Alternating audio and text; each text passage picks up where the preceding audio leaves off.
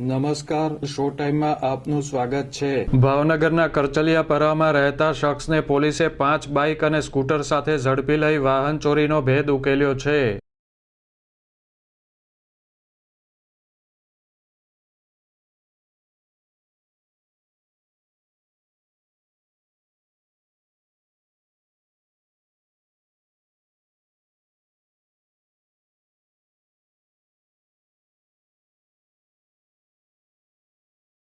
LCB પોલીસે patrolling દરમિયાન શહેરના રબર ફેક્ટરી સર્કલ પાસેથી કરચલિયાપરામાં રહેતા શખ્સને 5 બાઇક અને સ્કૂટર સાથે ઝડપી લીધો હતો।